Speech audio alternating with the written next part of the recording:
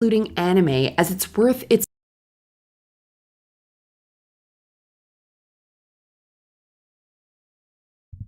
Okay.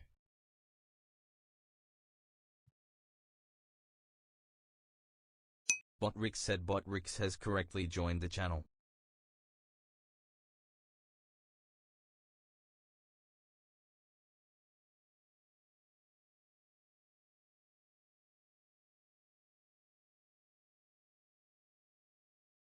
You don't got one, Mom, do you, Chucky? Nope. How come? I don't know.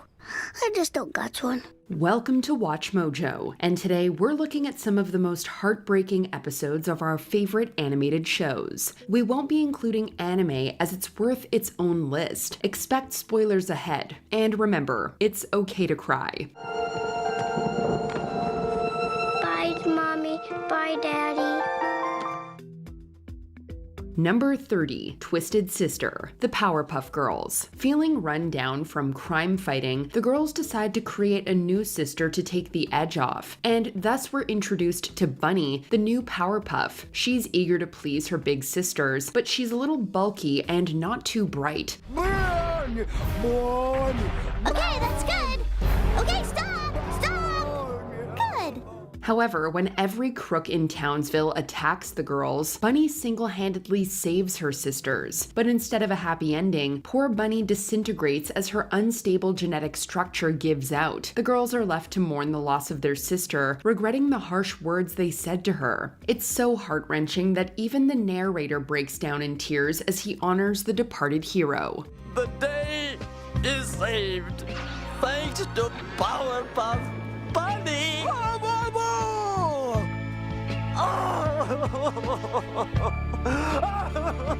Number 29, the Titanium Ninja, Ninjago. Zane was a Nindroid, an android ninja, but was no less a vital part of the team. That makes the following scene all the more painful. Here, you take it. No, you are vital to this mission.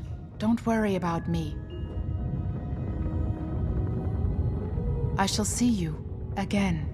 In the season 3 finale, the evil overlord has evolved into the Golden Master and is laying waste to Ninjago City. Zane asks his friends to support him one last time as he makes his move. He gets up close and personal with Overlord and overloads himself, his life flashing before his eyes. Zane's sacrifice ensured the safety of his friends and the city, and he's given the proper memorial he deserves. He taught us that life should be a balance. Technology can improve our lives, but so can people. However, the final scene gives us hope that we haven't seen the last of the metallic ninja. Number 28, How Long is Forever? Teen Titans. Starfire is saddened to see her friends bickering and concerned about their friendship. The Titans assure her that she has nothing to worry about, or so they think. We're getting on each other's nerves a little. Big deal. Yeah, this is just typical roommate stuff. We're not going to drift apart, Star. During a battle, Starfire ends up stuck in the future, and it is a nightmare. The city has been devastated, and the Teen Titans have disbanded. The Titans have become isolated and miserable, showing how fragile their friendship was without Starfire. While the episode ends happily with Starfire returning to the present, it's gut-wrenching to picture a future where the Titans drifted apart after everything they've been through. Hopefully, this bleak scenario teaches viewers not to take their friendships for granted. Who knows how long they could last? I don't want us to drift apart. Does it all have to happen? Isn't there anything we can... Our friendship has already changed Warp's past. I believe it can also change our future. Number 27, Long Live the Queen, The Lion Guard. This episode premiered with a content warning in front because they knew it would be a tearjerker, and they did not disappoint. Jonna, Ronnie's grandmother and the queen of her pack, is nearing the end of her journey in the circle of life. With her family and Kion around her, she bids a warm goodbye to each and every one of them before handing the crown to Ronnie. But I still have so much to learn. Ronnie, you have everything you need to be queen, and you won't be alone. She passes peacefully, and everyone is a weeping mess, especially the audience. Death is nothing new in the Lion King franchise, but it is never easy to face, even in a series aimed at a younger audience. I'm so sorry, Ronnie. Thank you, Kion. Number 26, Tale of X-49, Samurai Jack. Usually, Aku's robots are shown to be emotionless hunters whose only goal in life is to destroy Samurai Jack for their master. This is not the case for X-49, an assassin robot programmed with emotions. See, one of the scientists installed an experimental emotion chip inside of me. Why? He was funny that way. He had retired from killing to be with his beloved puppy Lulu. However, Aku blackmailed him into hunting the samurai against his will. They got Lulu. Sweet thing. I had no choice.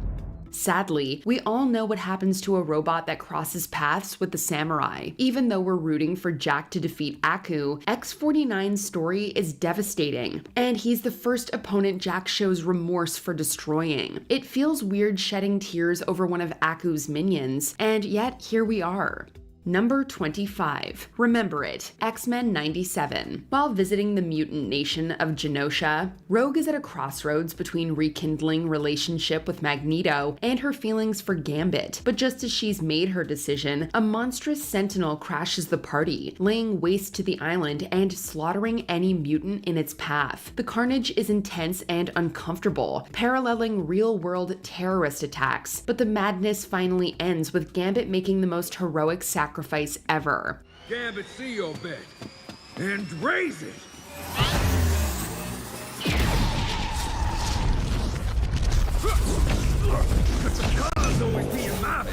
When the dust clears, we see Rogue clinging to the lifeless body of her beloved swamp rat and sobbing her heart out. All the while, we try to control our own tears.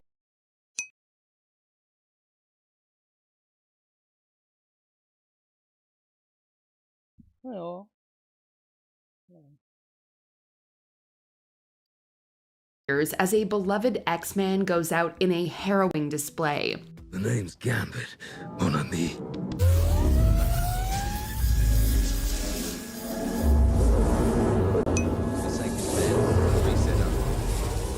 Number 24, The Last Crash of the Sun Oh, what? Chaser. DuckTales. Scrooge McDuck has come a long way since his nephews moved in with him, turning from a grouchy shut-in to an adventurous family man. However, tensions build when he confesses to the triplets what happened to their mom, and they want nothing more to do with him. You built her a crazy dangerous super rocket, which she stole early. Then you encouraged her to keep flying through a cosmic storm? You could have called her down. There were too many variables. What's more tragic is that we see a flashback of Scrooge nearly going bankrupt trying to find Della. So yes, we are. Sorry about what? Let me see. Back to school. I'm not sure what you said. Oh no, it's too many M's. Hearing his nephews accusing him of not caring stings twice as much. Having pushed all his loved ones away, Scrooge is back to square one, bitter and alone. David Tennant's voice acting only adds more emotional depth to the richest duck in the world hitting rock bottom. I hope you're happy.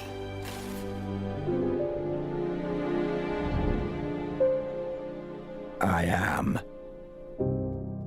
Number 23, Forget Me Not, The Wild Thornberries. While in Africa, Eliza befriends an elderly elephant named Rebecca, whom her father rescued when he was a young man. The bond between Eliza and Rebecca is heartwarming, almost like a grandmother and granddaughter relationship. I'm not surprised that my old friend's offspring is so clever. Well, in a way, I owe it all to you. If my dad hadn't met you, he might have never become a naturalist. Sadly, Rebecca's time is running out, and at the end of the day, she passes away peacefully with Eliza tearfully by her side. It's never easy to say goodbye to a friend, even one you just met. But at least Rebecca got to live a long life, made more prosperous by having met Eliza and Nigel. I'll never forget today, or you, and neither will my father. Such a good man. Thank you for reuniting me with my old friend. We should all be so lucky to live life to the fullest as this wise old pachyderm did. Number 22, The Hardest Thing, Amphibia. The finale of this acclaimed Disney series has two tearjerkers for the price of one. The first gut-wrencher occurs during the final battle against the Core. Please don't do this! Don't go! I don't know what I'll do without you! You're my everything. You changed my life. Anne sacrifices herself to save the city, and her loved ones gather around her as she disintegrates into thin air. Miraculously, she is revived from the dead, only to face something arguably worse, saying goodbye. It's time for Anne to return home, but not before having to part with the planters, the little amphibians who became a second family to her. Thanks for taking me in. I'm so lucky to call myself a planter. I'm the lucky one, Anne. I'm so blessed to have a granddaughter like you. The actual hardest thing is trying to make it through this episode with dry eyes. We guarantee it's impossible. Number 21, King's Tide, the Owl House. The draining spell is unleashed, and the final phase of Balos's grand scheme has begun. To save everyone, King is forced to make the most difficult decision of all, release the Collector and allow him to turn the Boiling Isles into his personal playhouse. Luce tries to stay behind to let her friends escape, but King forces her to leave him behind and return to the human realm. We gotta stick together. I'm sorry. Not this time. But I can keep you safe. No! The episode ends bittersweetly. Luce finally makes it home, and King manages to save his favorite big sister figure, but at a personal cost. The Owl family is separated and unable to protect each other at a time when they need it the most. Hey, Mom. I'm back. Number 20, The Wedding Squanchers, Rick and Morty. If we come back to Earth, can my family have a normal life? Whether transforming the protagonist into a pickle or channel surfing, this Adult Swim cartoon tends to be more concerned with eliciting a laugh than a tear. An alcoholic mad scientist on the run from the Galactic Federation, Rick repeatedly and unapologetically drags the rest of the family, particularly Morty, into all kinds of troublesome situations. In the Season 2 finale, the Smiths are forced to go on the lam due to the scientist's notoriety. In an uncharacteristically selfless move, Rick surrenders to the Galactic Federation in exchange for the family's freedom. It would appear that there is a heart underneath all those burbs and insults. Number 19, Epilogue, Justice League Unlimited. Could you stay with me? I'm scared. It's a sign of a great series when the demise of a minor character, who only appears in 3 episodes, succeeds in coming across as tragic. Ace is a powerful psychic capable of warping reality. As a child, the metahuman was subjected to governmental experimentation and ended up temporarily working for the Joker. Aware death is just around the corner due to an aneurysm, Ace's final hours are spent with Batman, arguably the only person to ever treat the psychic as a human being rather than a weapon. He sat with her until her time came. Number 18, Remembrance of Courage Past, Courage the Cowardly Dog. Baby, you're supposed to catch the ball. Talk about finishing a series on a gut punch. Courage the Cowardly Dog is constantly creepy, frequently darkly comical, and occasionally deeply moving. While some other segments are sad, nothing comes close to the flashback revealing how Courage meets Muriel. As a puppy, Courage basically witnesses the murder of his own parents at the hands of plausibly the worst cartoon veterinarian ever. Thankfully, the episode's conclusion is quite cathartic, but there's no forgetting the image of a crying baby Courage waving goodbye to a rocket carrying the dog's parents. Number 17, Weirdmageddon 3, Take Back the Falls, Gravity Falls. Oh, hey there, kiddo. What's your name? Following 2 years filled with mystery, suspense, and wonderful characters, Gravity Falls finale brought everything to the table. In order to defeat the dream demon named Bill Cipher, Stan willingly sacrifices the memories created with Mabel and Dipper over the summer. These recollections are recovered once Mabel shows Stan a scrapbook with the trio's many adventures, but the real emotional kicker occurs when the kids finally leave Gravity Falls. In an incredibly touching montage, the episode briefly shows the futures of many of the town's residents, who fans had grown Hey Rod, what's going on? Mike has said hi, Rod. Hey Mike. to love over the preceding 40 episodes. Number 16, A Regular Epic Final Battle, Regular Show. Enough! This battle starts now! Lasting for 8 seasons and 261 episodes, Regular Show's finale needed to be almost perfect to live up to all the hype. If nothing else, the cartoon cannot be criticized for playing it safe. Stuck in a stalemate against anti-Pops and with the whole universe on the line, Pops ultimately concludes the only way to save everyone is to plunge both of them into the sun. The minute you let me go, I'm gonna blast you into nothing.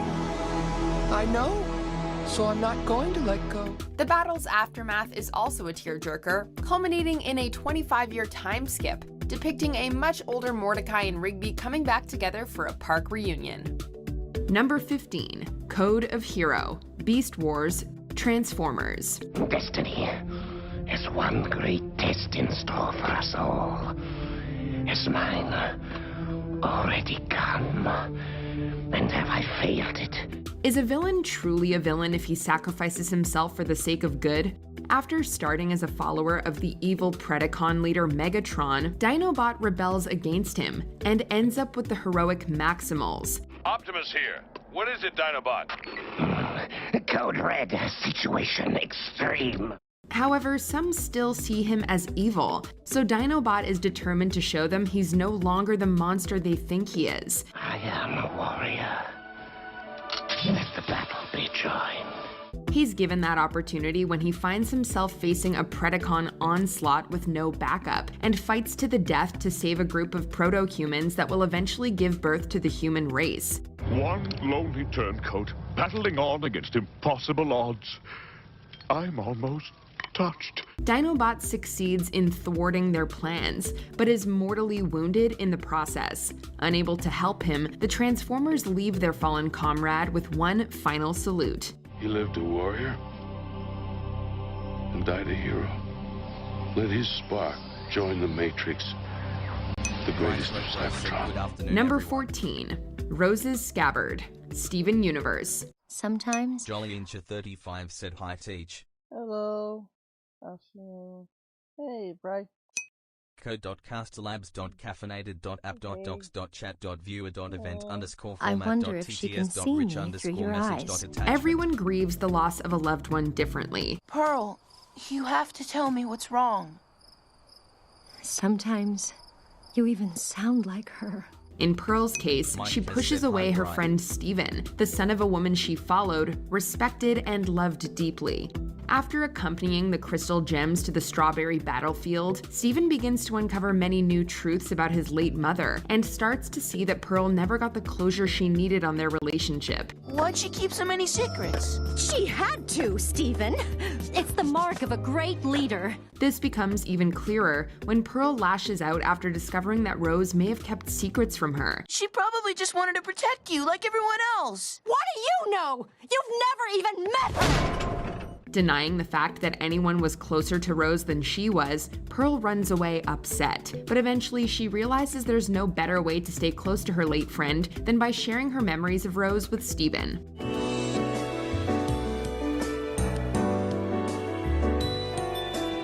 Number 13, Game Over, Reboot. You're all I have left.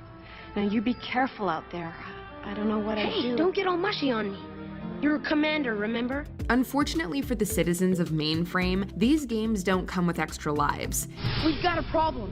The user only has to beat 5 opponents to win the game. In the midst of a war against the virus Megabyte, the system's user sends a game down onto the city. How many more must suffer before Megabyte is stopped? In an attempt to save that section of the mainframe, Enzo, along with his friend Andrea and loyal dog Frisket, jump into the Mortal Kombat-style fighting game to defeat the user. You can't speak in these things. The game proves to be more than the young Guardian and his friends can handle, however. And after Enzo is dealt a crippling blow and loses an eye during the final battle, the story moves to the perspective of those outside the game as they wait for it to end.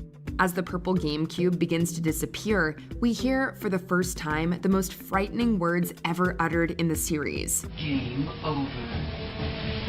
Here it goes. I'm sorry guys, I'm not in my element. That game looks familiar. Game? What game? Get ready. The user wins.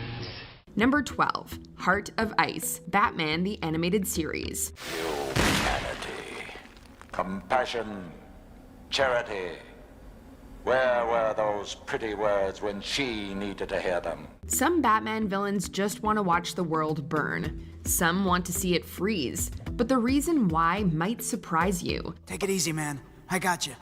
Leave him. He should have been more careful. The Dark Knight has a tendency to fight baddies that are victims of circumstance. Take Mary Dahl, for example, whose eternal youth was more curse than blessing. However, Heart of Ice sees the caped crusader face the diabolical Mr. Freeze. Freeze! That's Mr. Freeze to you.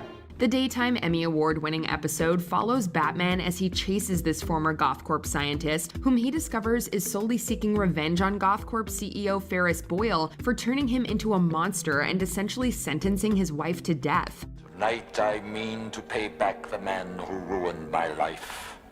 Our lives. Ultimately, Batman does apprehend the villain and sends him off to Arkham Asylum, where Freeze can only mourn his loved one. I can only beg your forgiveness and pray you'll hear me somehow. Number 11, I Remember You. Adventure Time. Stop! I'm not gonna lie, that was a...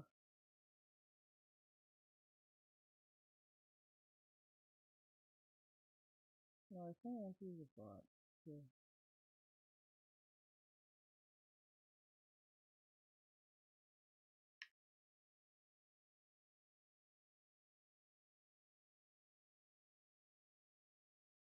There we go. Sorry about that, guys. Yeah, that was a sad time. Stop acting crazy! I just want to be loved! Sometimes it takes a true friend to remind you of who you really are. Do you like me? Of course I do, you old jerk!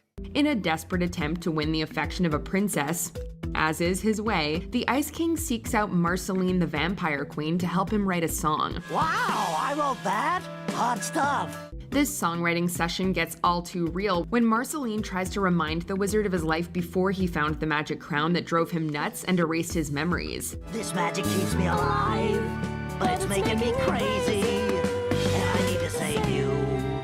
But who's going to save me? Saddened by the reality of the situation, Marceline opts to bond with her old friend the only way she can, and we're left watching a touching flashback scene where we see how the two met and became friends in the aftermath of the Mushroom War.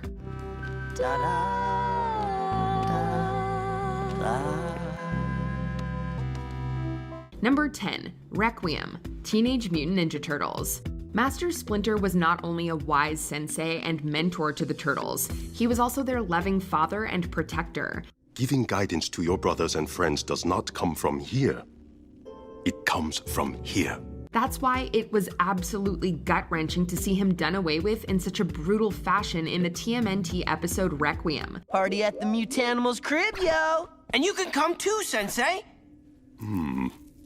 Perhaps I do need to get out of the sewers for a time. When the team is facing off against the mighty Mutanimals, Splinter finds himself in a one-on-one rooftop battle with a souped-up Super Shredder. It first seems like he stands a chance, having thrown Shredder off the rooftop. Yes! You did it, Sensei! But suddenly, Shredder springs back into action, fatally stabbing Splinter with his razor claws.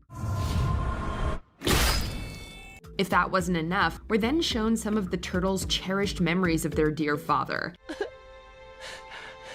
Papa! Oh, so that's what that meme was. Well, not meme.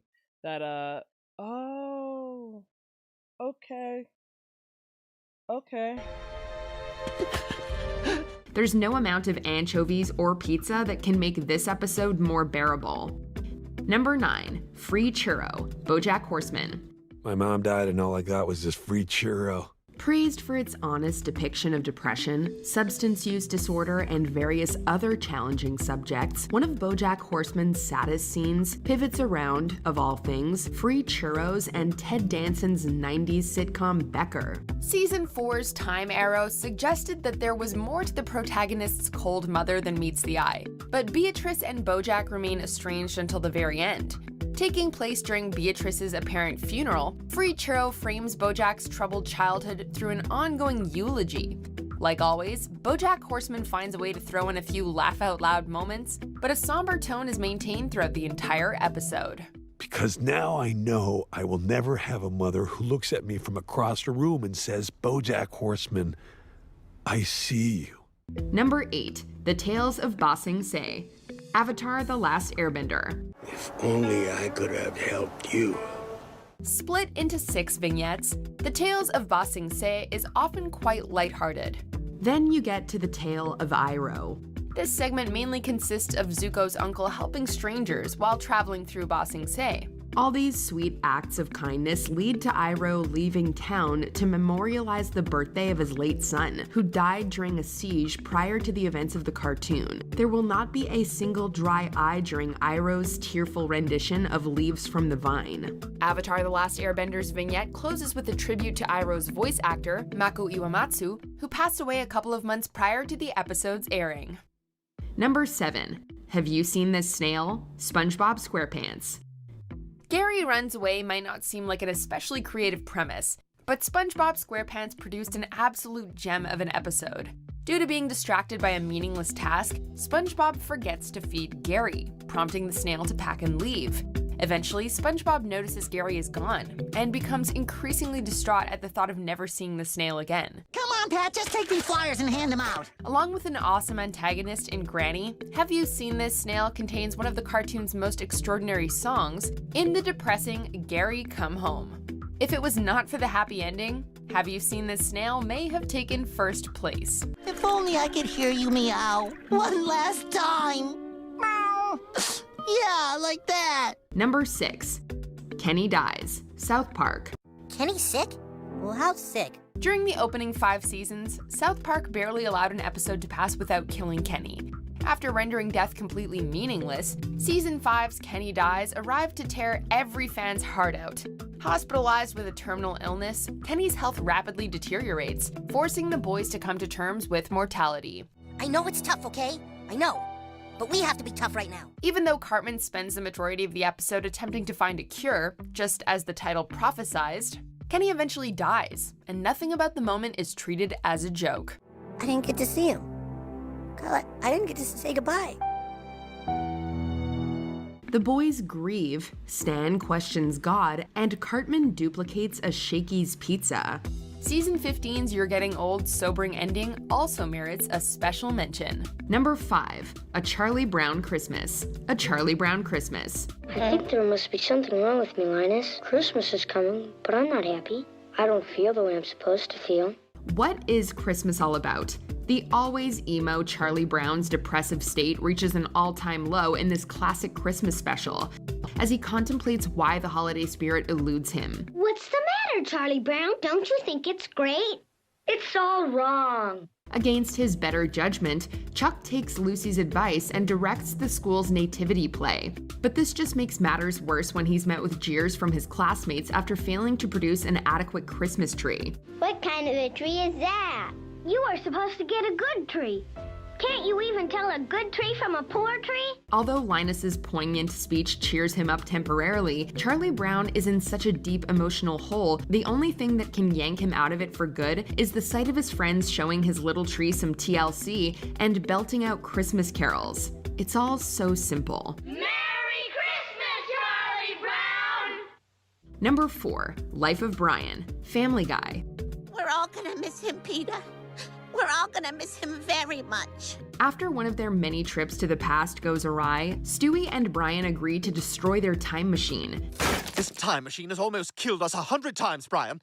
And yesterday was just too close a call. However, fate is cruel, and Stewie immediately regrets this decision when Brian is struck by a car and critically injured, ultimately uttering his last words from the operating table. You've given me a wonderful life. I love you all. Reality sets in for Stewie when he realizes that repairing the time machine is impossible, and so the grieving process must begin. Oh dear, Rupert. Without those capacitors, it'll be completely impossible to build a functioning time machine. I guess that means Brian is really gone for good. To help the family cope with their loss, Lois and Peter bring home a new dog named Vinny. But while he is able to emote with Stewie about his lost friend, Vinny can't replace the void left by Brian in the Griffin household. He was my best friend. You're not supposed to lose your best friend at my age. You're not supposed to lose him ever. Number 3. Mother Simpson, The Simpsons. Well, how about this? This thing says my mother's still alive! She died when I was a kid! When a show's on as long as The Simpsons, it's bound to turn to the bittersweet every now and then. Oh, Mom, I'm sorry I never come to see you. I'm just not a cemetery person. The moment when Lisa says goodbye to her substitute teacher always gets us sniffling. But it's the mystery you never knew you wanted solved surrounding the whereabouts of Homer's mother that makes our list. I can't believe you're here. Dad always told me you died while I was at the movie. This melancholic episode sees Homer joyfully reunited with his long-lost mother Mona after 27 years. Hey, everybody! I got a big surprise for you! Presenting my mother! The two make up for lost time, but it's soon revealed that it's Mona's troubled history with the law that's kept her away so long, and it forces her away again, leaving her son with a hole in his heart. Don't worry, Homer. You'll always be a part of me.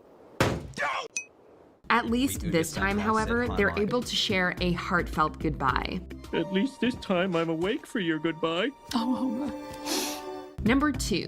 Mother's Day, Rugrats. I remember the first time I saw my mom. I think I was in a fish tank or something. Nothing prepares you for the heartbreaking reality of having to reveal this kind of truth to your child. It's all right, Chucky. Don't be scared. The babies celebrate their first Mother's Day experience by crafting presents for their beloved moms. We don't got a present for our mom, Philip. Oh, I got a piece of candy I've been saving. But this only draws attention to the fact that Chucky doesn't have a mother. The episode sees him searching for a surrogate mom and thinking about what he's missing. I wish I could remember stuff like that. Don't you remember ever having a mom? Nope. It turns out that, due to Chucky's tender age, his father has withheld information about his son's mother, hoping he could shield him from the pain of missing her. Chucky, this is your Bobby. With support from the other parents, Chaz decides to introduce Chucky to his mother via a box of her belongings. Go ahead. We dare you not to cry. My sweet little Chucky. Though I must leave you behind me. This poem will tell you where you always can find me.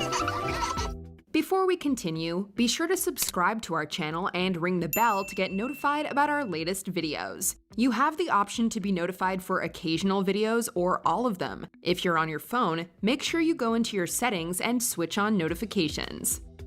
Number 1. Jurassic Bark, Futurama. Attaboy, Seymour. Right here waiting for me as always. If you're ever given the opportunity to travel 1,000 years into the future, consider what you might be leaving behind. I won't be gone long, Seymour. Just wait here till I come back. In pizza delivery boy Philip J. Fry's case, one thing he abandoned was his lucky 7-leaf clover.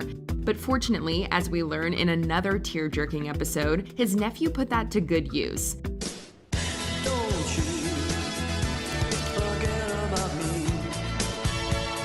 But Fry also left his dog Seymour back in the year 2000. His name was Seymour. He was once intimate with the leg of a wandering saxophonist. He had wet dog smell, even when dry, and he was not above chasing the number 29 bus. When he unearths a fossil of his long-lost pal in the 31st century, Fry decides to bring Seymour back as a clone. So will Seymour remember how to sing Walking on Sunshine? Amazingly, yes! However, he ultimately decides against the procedure, thinking that the pooch will have forgotten their friendship. I'll never forget him. But he forgot me a long, long time ago. All it takes is one heart-wrenching flashback for us to learn that he couldn't be further from the truth. What's he so worked up about? He's just upset because our boy's missing. Come on, you overgrown rat. Lead us to Philip. Which episode did you cry the hardest over? Let us know in the comments. You see that spot down there? That's where your father saved me from those awful men all those years ago. Did you enjoy this video? Check out these other clips from... Interesting. Okay. I just wanted people to just watch it for a little bit. Now we can actually get into the other stuff. Alright, let's see. I don't know about that one.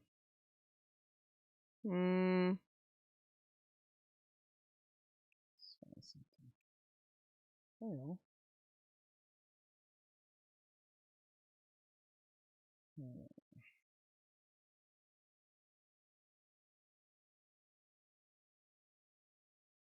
Diesel Patches? I haven't seen him in a good while.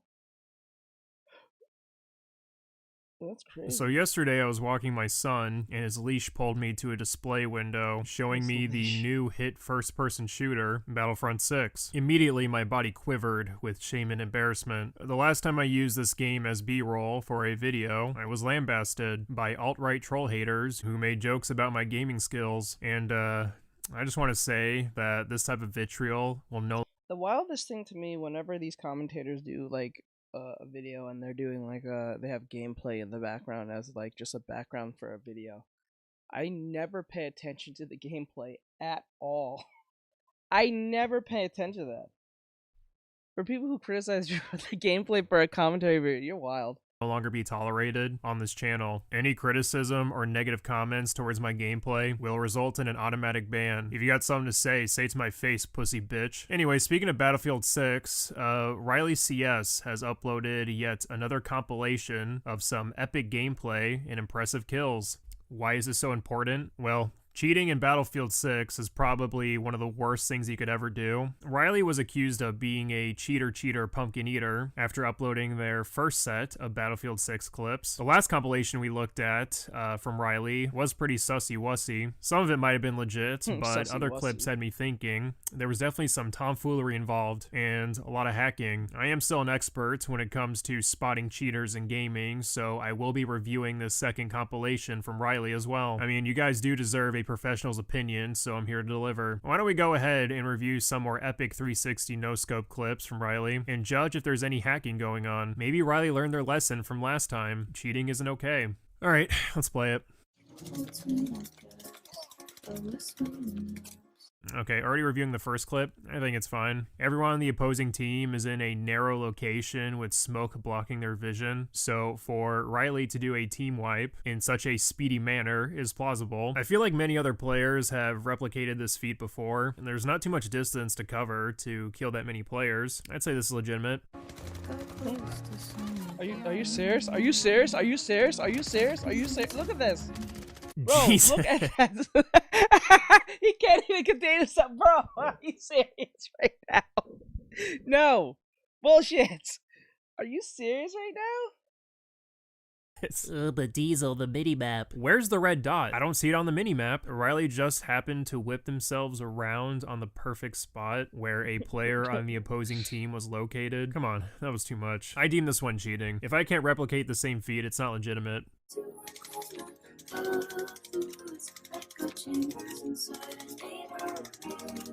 Alright, this one's fine. If you're gonna be stupid and run around in the open, you're just begging to be shot, and that's exactly what this team did here. Bro, this is wild, man. Like, anyone who's defending this, you're a piece of shit. For real, no one moves like that. I could have team wiped these fools. Not Anyway, even pros move like that. this one gets a pass.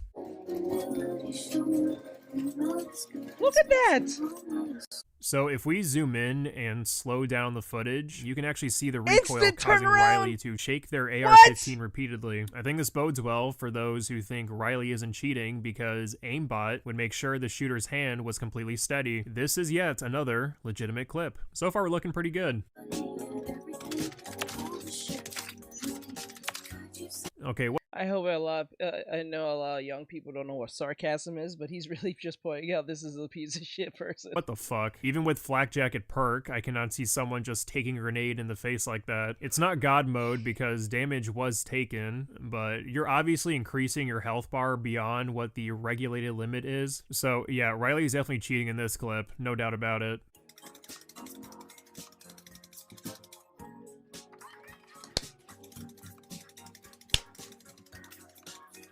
Mike Kaz asks, wait, this got me thinking, what if we can see here that Riley...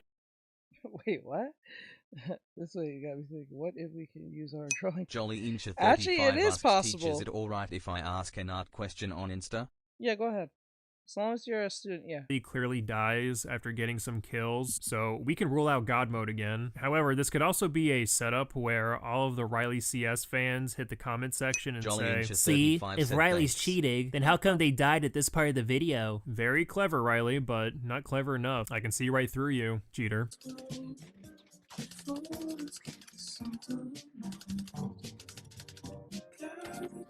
Impossible. No one can just snipe someone far away like that, especially I like with how people use that, like, okay, she got Riley got killed, so therefore she can't be cheating. I'm like, bro, just because she's wiping 5 people on the map within, I don't know, a 5-second span, doesn't mean the other 10 people who are passing by her is gonna shoot him. Like I don't understand. I don't understand this. Like, the person has perfect aim, not perfect health. Like think to yourself. Think to yourself. Even if you're using an aimbot, you still don't have You don't have like he said, God mode type health. You're still gonna take damage. You're just gonna take out most of everyone that's in your vicinity. Especially come on, man. Jesus Christ. the 357. I think after Riley died in that last clip, they were all like, well, I better turn my hacks back on. What we are witnessing here is Riley using a third-party software to override the normal parameters of the map. This is what's known as render distance manipulation. I thought you could get away with that one as well.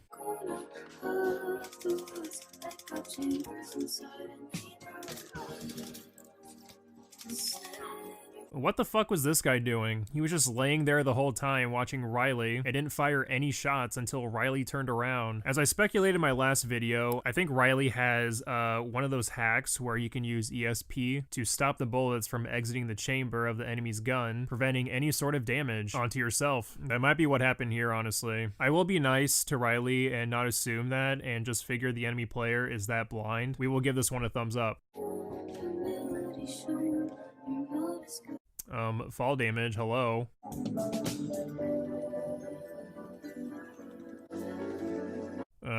I think he's dead, Riley. How embarrassing to continue firing at an already dead body. Why you included that loser shit in your compilation video? Who knows? A respectable gamer like myself would never show the world of me unloading an entire clip like that. Aren't you the same guy who rage quit on a Fall Guys stream? I just want to say, I keep seeing this comment, and it definitely doesn't bother me, by the way. This Riley person can cheat all day, but you know what? I don't need hacks to prove I'm a proficient gamer. After 2 hours of streaming, I did eventually win a game of Fall Guys. Yes! Yes! I won! Fuck yeah! I go to bed! In conclusion, I think Riley cheated a little bit in this compilation, not as much as the last one, though. This one seemed more legitimate after they received backlash. It just seems legitimate after they receive backlash. You piece of shit. Oh, shit. It's always too legit because wants to get backlash. I was like, okay. What a safe way of doing things. Okay, so this one says, what is this one? 6 seconds. Maybe there's 7. Let's see. This one says the collapse of Justin Timberlake's reputation.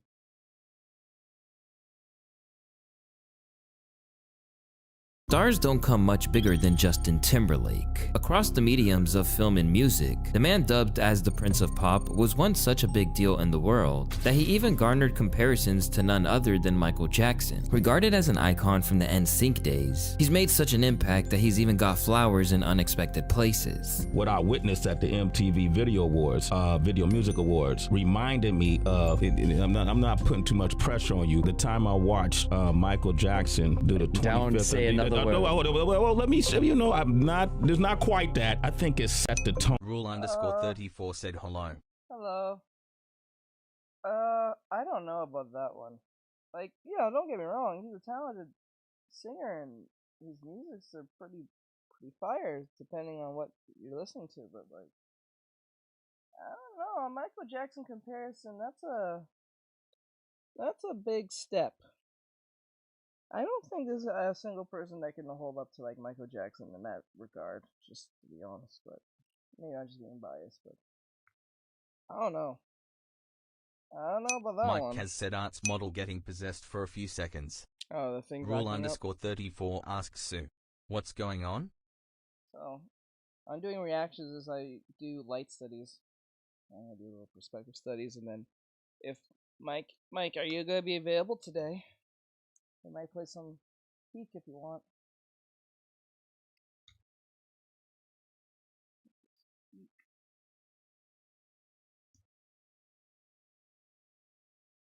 Yeah, there we go. home for what a lot of the onlookers, like Austin Mahone, One Direction, 4 different stages. You sang, you danced, you played, you had fun, you cracked jokes, and it was nearly a perfect performance. Well, that's very nice. Thank you. You know, to even be mentioned in the shadow of the greatest of all time, it's like, it's an honor. And after leaving his boy band behind, his career blossomed even further. When did you know that you wanted to do a solo album? Honestly, it's always been in the back of my head. It's always been in the back of my head since I was a little boy. Okay, yeah, Michael was the king of aura farming. You're not wrong. Yeah, Between a near record-breaking 19 okay, gotcha, bud. appearances on SNL and a slew of awards, JT seems like a surefire Hall of Famer. But while no one can ever take away what he's achieved, Justin has been enduring a crisis in recent years. Because as the public has started to see certain parts of his life and career in a new light, the image of Justin Timberlake as the upstanding guy he once appeared to be has started to fall apart. And as his dark side screeches into the view of everyone, the wheels are beginning to come off in ways he couldn't have imagined back when he was at the top. It's your boy Luesta, and today we're talking about someone who used to be pop royalty, but whose public image has gone from moonwalking with legends to tripping over his own scandals. For much of his life, the notion that JT would ever experience any kind of PR backlash or downturn in his career seemed impossible. After all, he was one of the few child stars who wasn't just open about the temptations presented, but managed to mostly avoid them. In this clip, for example, JT talks about a moment when Kanye West publicly criticized his song Suit and Tie with Jay-Z, likely due to the legendary duo's ongoing feud they've had for years. But rather than lashing out, Justin handled the situation with charm and calm. That Suit and Tie he's referring to is Timberlake's new comeback single that features Ye's Watch the Throne collaborator Jay-Z. Have you and Kanye talked since the release of Suit and Tie and since the comments you made on the late night show? We actually spoke for like an hour at the awards. Did you really? Mm-hmm. Did that come up when he made the comment about Suit and Tie? Immediately. And how was it dealt? It wasn't like, but it's no, you know, it's like, no big deal. Yeah, it doesn't matter. At the end of the day, it's like, it's just music. I love the record. I love Suit and Tie. It reminds me of the music I grew up listening to. I respect his opinion because I think he's a genius. Yeah. But I don't share that opinion. And I told him, I was like, I fuck with you in a way that you probably don't even understand that I get what you do. And we've never worked together, so I don't know that he fully understands what it is that I can do. While he didn't fall prey to the controversies that so many of them are ensnared by, there are things that he has managed to sidestep, namely the kind of ego and self-interest that tends to come with reaching the peak of pop stardom. And when you reflect back on his decision-making, it's hard to argue that he doesn't exhibit those traits. For one thing, he's never been overtly loyal. Not long after going solo, he was quick to downplay everything NSYNC accomplished, even going as far as to say, "What I did with Justified was 10 times better than anything NSYNC has ever done." Along the way, he critiqued their work ethic. Okay, I see your message. I'll check it out a little after the stream because I can't do it now. But definitely as soon as the stream over, I'll answer it. Saying that he cared more about the music than some of the other people in the group. Over the years, he's also been accused of acting like a brat when things go awry. Like when Ludacris won a Grammy and he didn't. I know Shaka gonna laugh at this shit. That's right. Because I was so passionate after I got that award, I went backstage. And at this time, they had all the artists separated by curtains, so motherfuckers weren't in specific rooms. I say that to say, I get back and I'm like, yeah, fuck yeah, I made it. I did it. I won. I literally set out this album to get a Grammy and I got it. And all of a sudden I hear this voice from the other room on the other side of the curtain. And the motherfucker's like, shut the fuck up, man. Some of us didn't win any goddamn Grammys today. I'm like, who the fuck is that? I pull the curtain back. This nigga Justin Timberlake is on the other side of that motherfucker. Oh shit. That nigga said, shut the fuck up. Some of us didn't win any goddamn Grammys this year. What the fuck?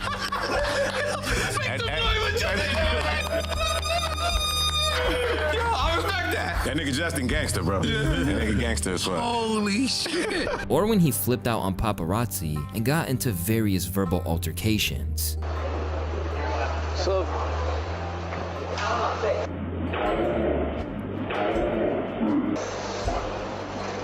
Hit a little bit harder, man. Justin Timberlake. Roll out the window. Roll down the window. You want something? Let's race. You want something? No. Let's race. You want something? No. Let's race. Stop. Get out of here. But if there's anyone he treated poorly in a way that's now contributed to the world's newfound distaste for Timberlake, it's most certainly one of his former girlfriends. This, of course, was Britney Spears. Back in the day, they met when they were both child actors on... If I remember right, I think he was cheating on this woman. I think that was the thing back in the day. Mike Kaz said, man, wish I can make shut the FK up money. Right? Shut the fuck up, money. Fuck you, money is the best money. Disney's The All-New Mickey Mouse Clubhouse in 1992. Years on, they got reacquainted and got together. Spears was only 17, and Timberlake was 18 when their relationship began in 1999. Back in the day, they were viewed as America's sweethearts, in no small part due to the claims that they were waiting for marriage. You hope that you'll remain a virgin until you get married. And my mom always told me, once you have sex with a guy that, you know, you're with or whatever, it's like so many more emotions are involved and everything gets like... I always found this kind of funny. If you're 17 and the person's 18 and you have relations, are you going to be charged? Will they charge you? I always wondered that. Because if you're literally like a few months to a year apart, is that grounds for being arrested? I always wondered that.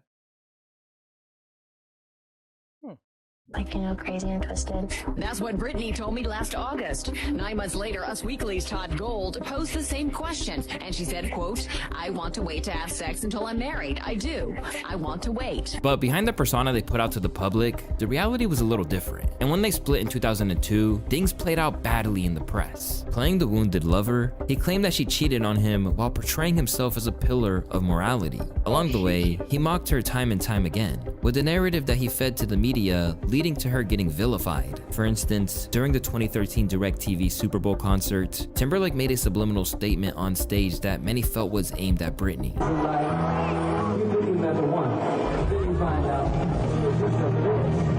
Or when he played this on Barbara Walters. Hey girl, at least you gave me another song about a horrible woman. At every turn, he chipped away at her public image, and while they both maintained the illusion of being celibate, he then exposed her during a radio interview. Did you Britney Spears? Yes or no? Oh man. Come on, man. Okay, I did it. No, Not content to stop there, it even led into his music rollout, with the Crimea River video featuring a Britney lookalike. Initially, Britney took it in her stride, claiming he got what he wanted. I think it looks like such a desperate attempt, personally. All the while, this disguised his true agony, with JT allegedly sending her framed letters to try and get back together. But the damage was already done, and sadly, the way Britney was painted in the media after the JT breakup only fueled the downward spiral that led to her mental health struggles and infamous public breakdowns. And afterward, he tried to play the role of a concerned ex, even though he was the one who handed the media ammo they needed to paint her as unstable in the first place. What do you think is going on with Britney? I don't know, to be honest with you. I haven't spoken to her in years. Really? Yeah, there's no ill will, or I have nothing but love for her, and we had... It's funny because... What? You haven't spoken to her in years, but you're close? What? We dated each other at a time. I haven't talked about this in a long time. It's kind of interesting, but we... But you've never talked about it to me, so... Well, hey, okay, let's get it in, girl. Let's get it in. We were teenagers, you know, and... Famous teenagers. Yeah, and I think that's basically the best way to describe... Really good. ...what happened to us, and I think she's a great person, and I don't know her as well as I did. And for a lot of people, this concerned act just didn't sit right. Shame on him, honestly. He came off as a careless, self-absorbed brat. In the real world, if you saw your ex on the brink, losing her mind, suicidal, or being publicly harassed on a massive scale, the least you do is call, check in, or try to help. But with all that... That depends. That fucking depends. You don't, not just because you're my ex doesn't mean I have to put concern. You probably a piece of shit. Even if you're going off the brink, probably you deserve it, piece of shit. I'm a different type of petty. I ain't gonna call no cops or anything just because you. Nah, if you fucked me over in a way that is like diabolical, I'm a different type of ex. I'll be petty as shit. You gotta figure your schizophrenia out, ho. I ain't doing it for you. Out here. You fuck me over and then you do some crazy shit like this? Nah, bro. Nah, I'm a different type of petty. I don't give a fuck.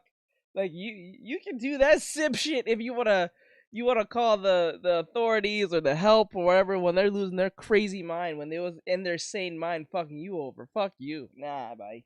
I'm different type of petty. I'm petty like that. I don't give a shit. That money and power behind him, all he did was turn his head away from it. But if people were already disgusted by his behavior before, things were about to get a whole lot worse once the ugly truth about their relationship finally came to light. Because Britney had always played it cool and refused to drag JT's name through the mud, the public always respected her immensely. She was so classy and never threw him under the bus. Meanwhile, he disrespected her every chance he got. Even if she did, Brit wouldn't have even been wrong, because Justin couldn't keep her name out of his mouth. Due to her discretion, Timberlake was able to retain his image as a good guy who was wronged by her. But when Britney's 2023 memoir, The Woman in Me, emerged, the world got a glimpse of what he was really like behind the scenes. Although it was Timberlake who first revealed they were sexually active, despite the public image of them waiting for marriage, what the world didn't know was that Britney had an abortion because he pressured her into it. "I always expected us to have a family together one day," she wrote. "He said we weren't ready to have a baby in our lives, that we were way too young. I don't know if that was the right decision. If it had been left up to me."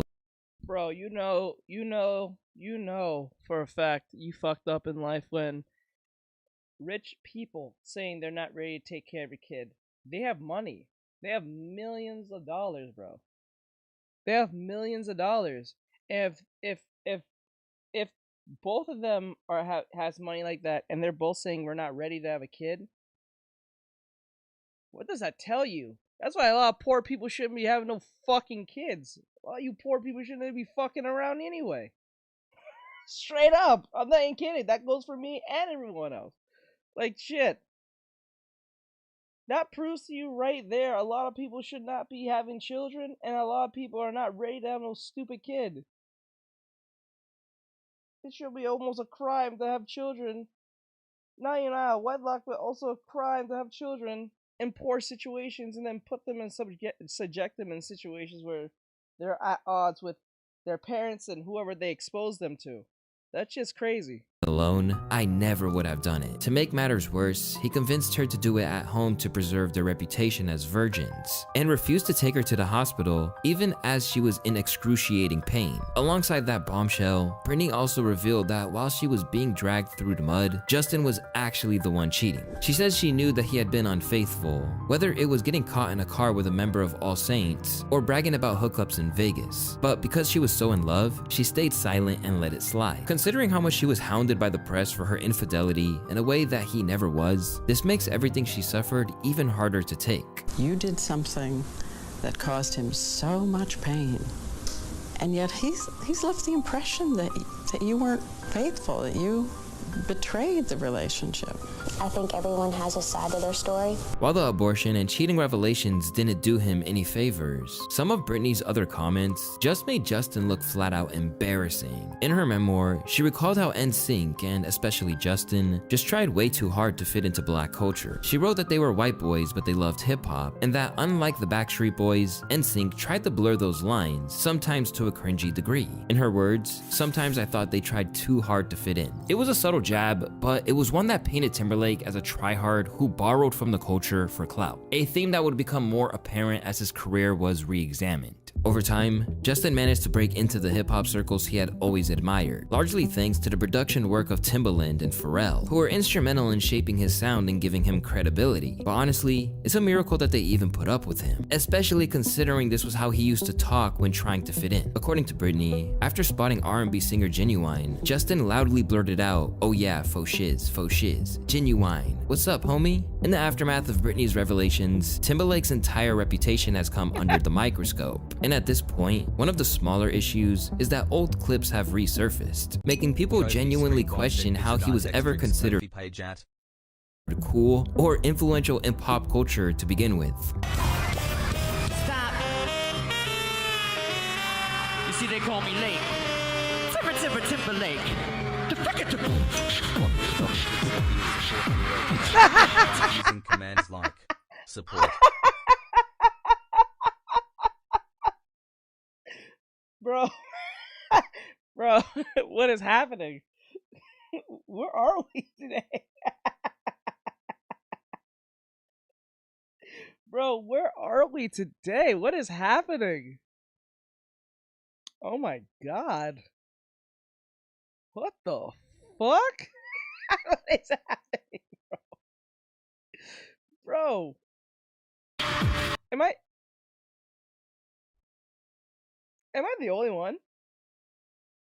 Am I the only one who find this funny? It's just funny.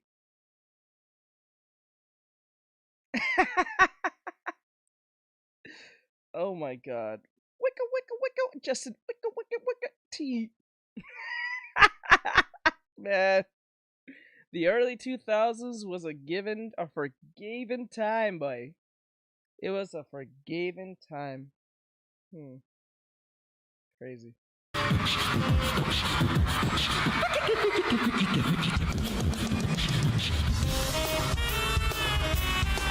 Y'all should be ashamed of yourself for letting him get away with this. I can't believe that not only do we think this was a good idea, but that the crowd went wild for it. Because what is truly damaging is that most of this was verifiably true. After all, Justin had sued plenty of publications before for getting things wrong. But it's telling that in this case, he never denied any of the allegations in the book or threatened any litigation. And as the public piled on JT, the empathetic Britney tried to take the heat off a little. "I want to apologize for some of the things I wrote about in my book," she stated. "If I offended any of the people I genuinely care about, I am deeply sorry. I also wanted to say I am in love with Justin Timberlake's new song Selfish. It is so good." But unfortunately for him, the damage was done. As now, there were other incidents, both past and future, which were going to be viewed through a whole new derogatory lens. When you look back upon his feud with Britney, it becomes clear that he truly plagued her at every turn and tried to downplay her career moves. Even after her famed VMA moment where Madonna and her shared a kiss alongside Christina Aguilera, JT insisted he was unmoved. And the funny thing was, like, there was so much drama over the kissing on stage, and I was like, not that I didn't, that. When the forced cucking started. This is probably where the point where the idea of cucking slivered its way in slightly into the minds of boys. And now that's like a thing. Oh my god. I tell you. Oh my god, bro. I don't know what to say about that, though. That I was upset about it. I just wasn't impressed. If you're gonna do it, do it. I would have liked to see some tongue. Lick her face. Yes, now you're talking. Yeah. That's hot. That's hot lesbian. You see what they're doing? They're trying to they're because it's such a thing, because if he gives his real opinion, he's gonna be seen as a very controlling boyfriend.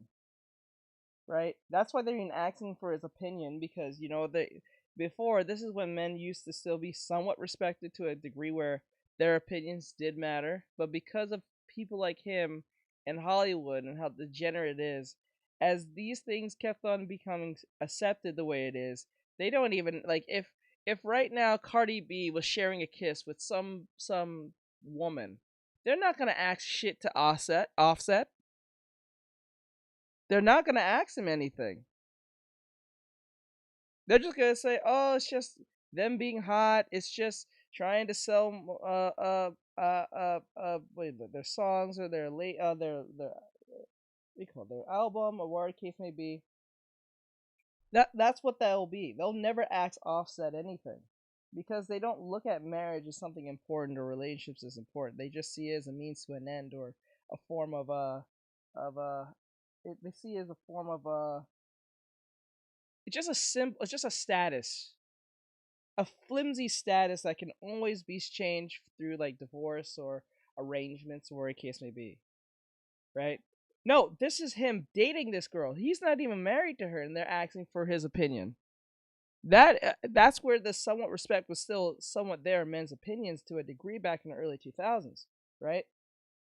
This is a boyfriend, not even fiance. I don't even think so, right? And now, whether you're a husband or not, status-wise, they don't give a fuck about your opinion. You're just a man.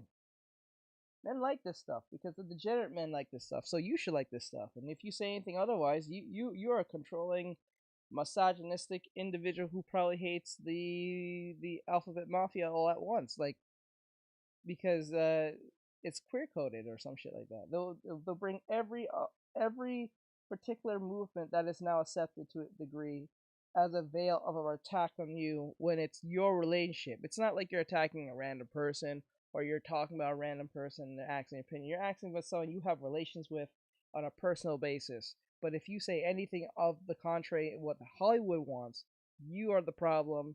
You are being the controlling boyfriend who's being X, Y, and Z. You see where it went from he didn't really like it to like, well, X, add some tongue to it. You see, that's the madness that's happening here. That's the deterioration that was slowly happening here. So that's what's wild about this. He even went out of his way to sneak in a subtle dig at Britney while inducting Madonna into the Rock and Roll Hall of Fame, using the moment to shade their iconic VMA kiss instead of just giving Madonna her flowers. Madonna has changed the way our world sounded, she's changed the way our world looked, and somehow she still found time to publicly kiss at least someone who I may or may not have kissed myself. The world has long been full of Madonna wannabes, and I might have even dated a couple.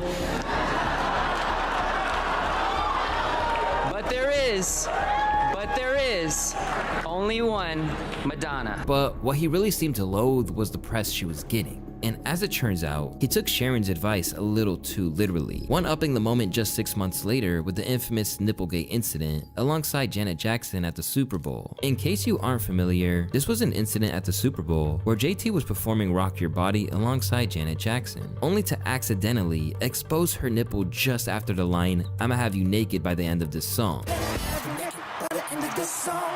In the aftermath of it, things really hit the fan as the complaints flowed in and the pair were banned from the upcoming Grammys. And as the negative press flowed in, JT claimed he was basically as shocked as anyone else who watched it live. I mean, I was completely shocked and appalled, and all I could say was, oh my God.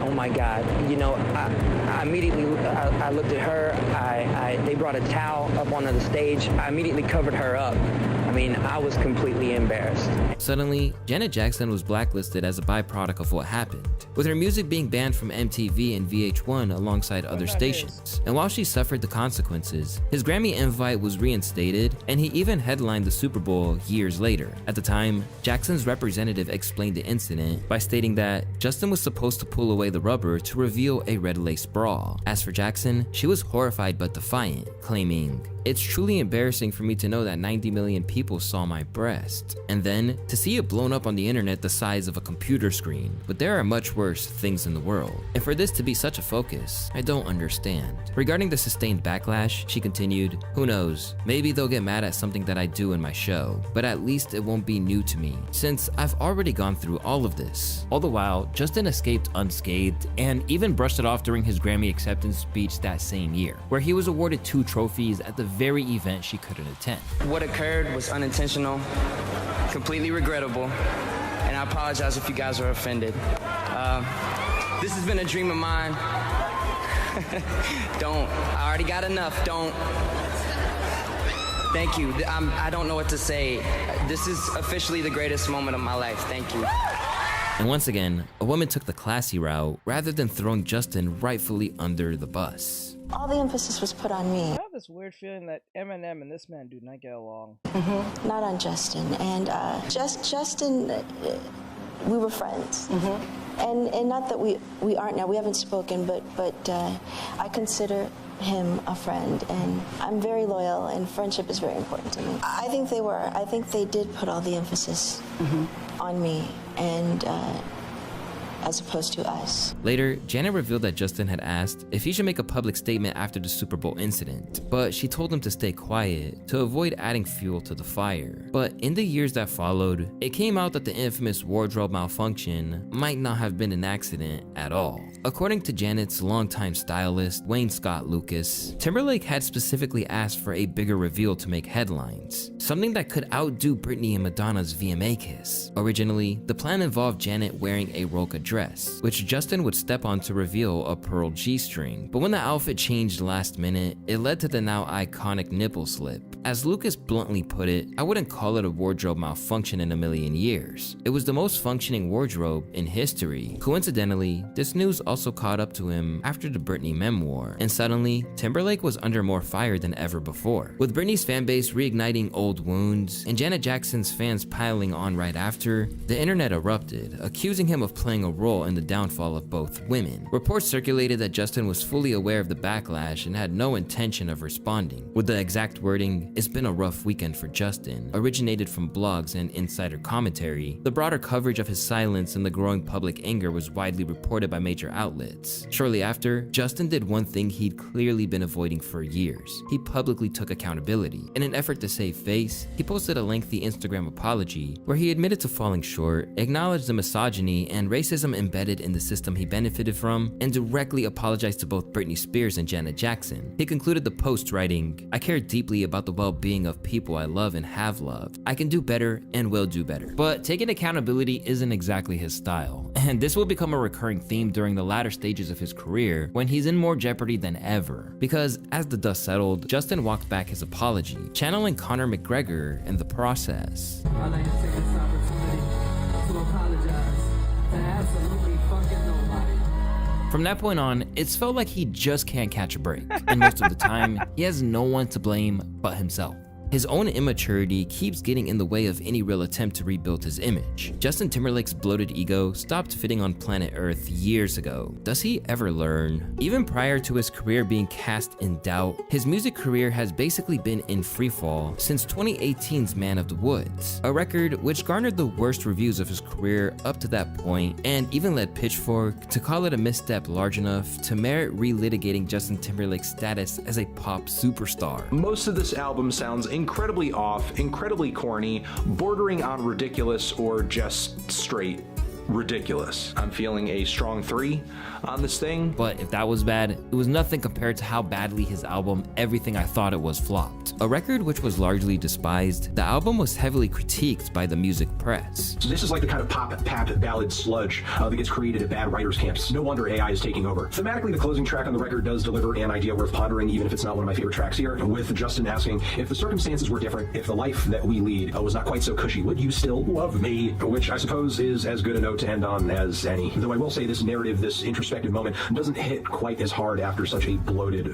track list that I really wish was whittled down to its best moments. But even with that being said, the highs on this album are not even that high, and mostly just see Justin kind of dabbling in past successes. So I'll say this, while I don't think this is Justin's worst record yet, it is certainly proof that the Timberlake tank is currently running on fumes. Feeling a light 4 on this one. With public interest at an all-time low, the drop-off was undeniable. For the first time in 18 years, one of his albums failed to debut at number 1. It was a sobering reminder that the public just wasn't writing for him in the way that they used to. And by the looks of it, it wasn't something he could handle, as in July of 2024, he was arrested for driving while intoxicated in the Hamptons. According to police, the singer was observed around 12:30 a.m. on a Tuesday morning, where he was operating his vehicle in an intoxicated condition. Timberlake was driving a 2025 BMW when he allegedly failed to stop at a stop sign and failed to maintain his lane of travel. After the fact, it was revealed that his eyes were bloodshot and glassy, and that there was a strong odor of an alcoholic beverage. The cops also maintained that he was unable to divide attention, adding he had slowed speech, he was unsteady of foot, and he performed poorly on all standardized field sobriety tests. Considering that he's a massive star, it's no surprise that this seeped out into the press almost immediately. But there are some details that he definitely wishes he could have withheld. After he rejected a chemical test 3 times, it was reported Justin said under his breath, "This is going to ruin the tour." The cop replied, "What tour?" Justin said, "The world tour." This became a meme, with people pointing out the irony that he previously told Britney to stop drinking in a subliminal message. Stop drinking.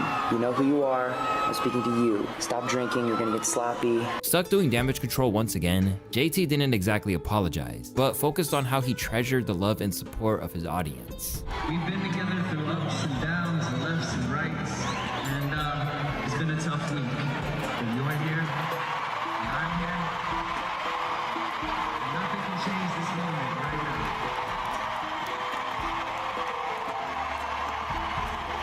I know sometimes I'm hard to love, but you keep on loving me, and I love you right back.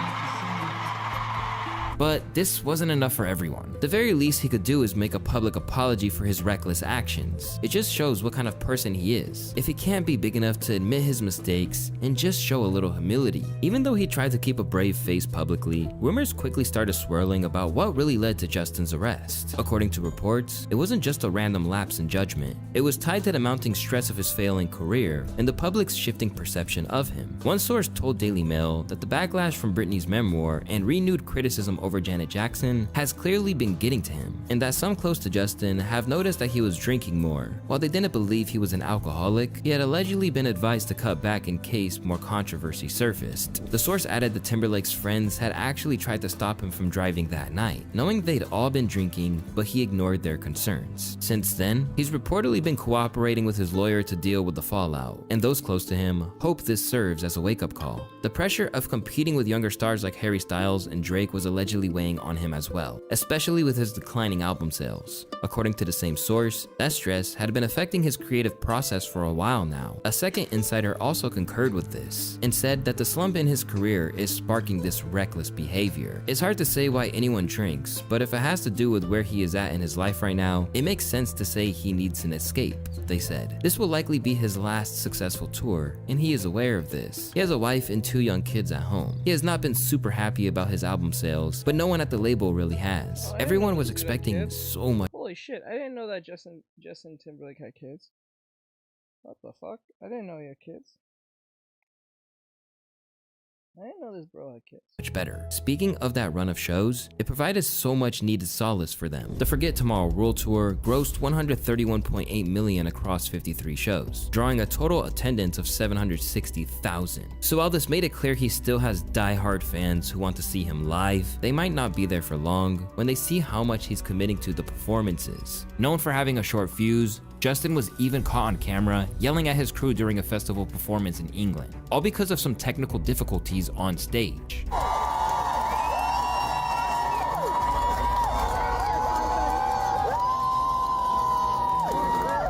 But the real issue is that his European shows in places like Romania have been heavily mocked online, with online spectators pointing out that he's essentially getting the audience to do karaoke, leading some to label it as the most bare minimum performance ever.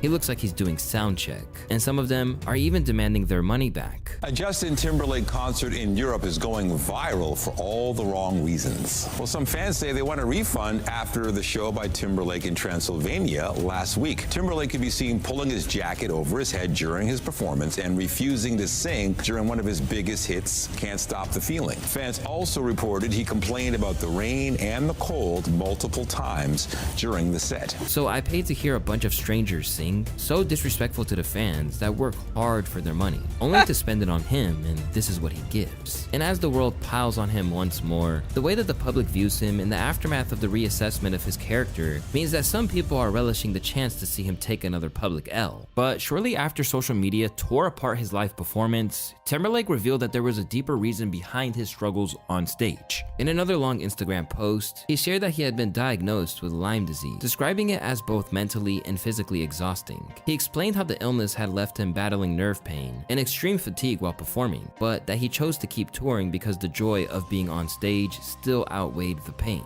Still, in a sign of how far his public image has fallen, even that confession was met with trolling, with some accusing him of faking it and others mocking him for copying Justin Bieber, who had publicly revealed the same diagnosis years earlier. For most pop stars, making the decision to present yourself as squeaky clean or in some way morally superior can only last so long. And at the minute, it's fair to say that JT is learning this the hard way. After his true conniving nature was put on blast, Timberlake has stumbled from one disaster to the next. And now, it looks like the hiatus he's about to go on is the best thing he could do if he wants to have any hope of salvaging the reputation he once treasured above everything else in life.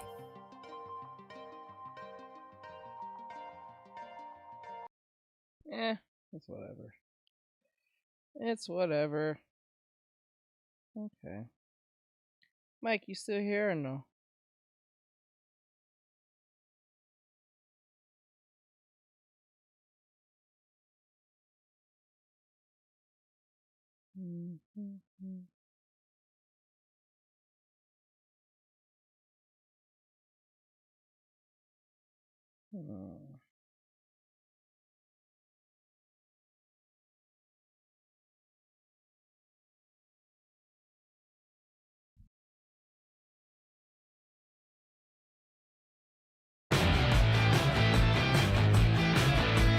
Hey guys, welcome back to Clownfish TV. This is Neon. I am here with Geeky Sparkles. Hello.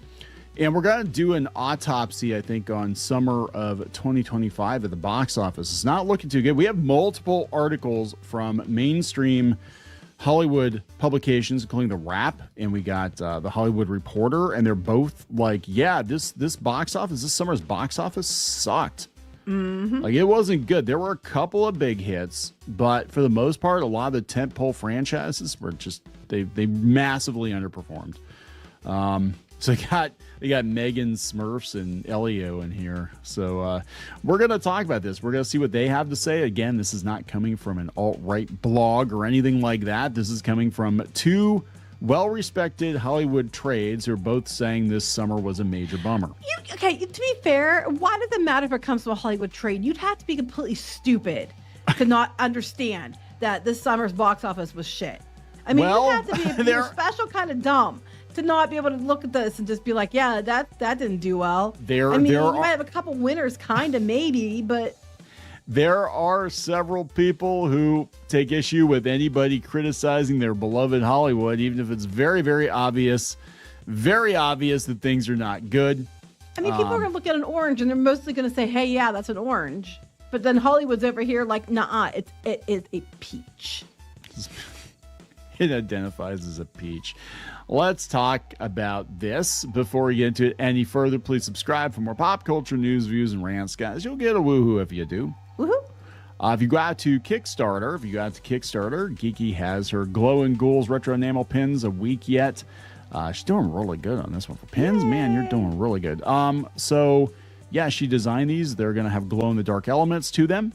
And we're finalizing the designs, and we're going to have a Geeky pin, too, that's going to be an add-on.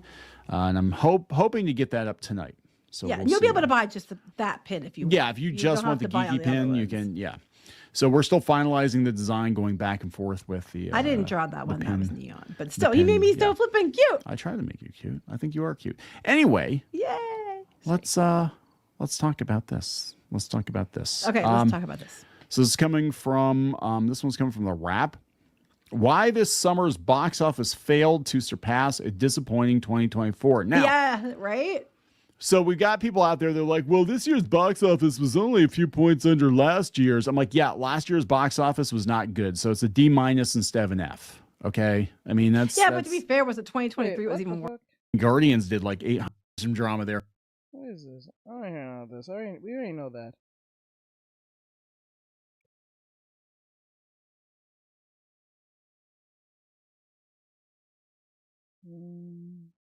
I don't care about any of that. We don't need to know about what's going on with the box office. We already know what that's about. Preach that enough. Let me see.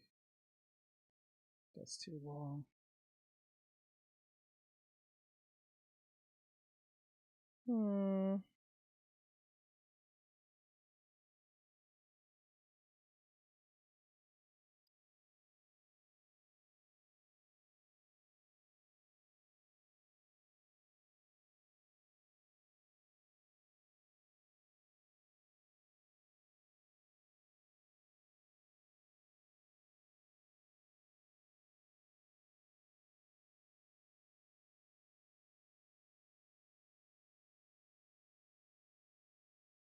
Nah, don't care about the.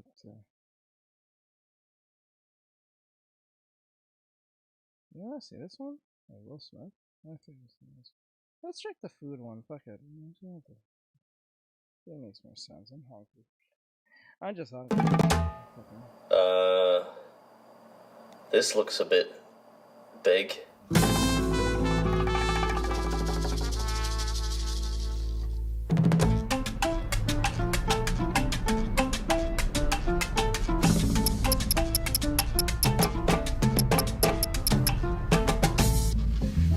Alright, another beautiful day in Vegas, and we're at a place called La Vecindad today, doing battle with their giant torta challenge. That's giant torta, not giant tortoise. Although to be fair, I would give it a try. Imagine that, eat one whole tortoise inside an hour, and you get the meal free. You don't have to shell out any money. Yeah, I know, this channel just gets worse. To tell you the truth, I have no idea what a torta is. Although I suppose therein lies the adventure. You're gonna find out. If the food's as good as their commitment to exterior decor, then it's gonna be good. How's it going, old boy? Interesting hat you're wearing there. Bit warm for that, don't you think? Yeah, just one. Yeah. I spoke to somebody on Instagram, and they said I could come do the big torta challenge thing. It's a very nice place. Thank you. Looks very nice from the outside. Smells very nice from the inside. Thank you. I don't know what that smell is, but it smells delicious. Right, see if it mentions it on the menu. Ah, there it is. That's a big, I guess it's a sandwich, right? Some type of sandwich, I guess. Up for a challenge. La Super Torta Cubana, $45.99, or free if you can do it in 23 minutes.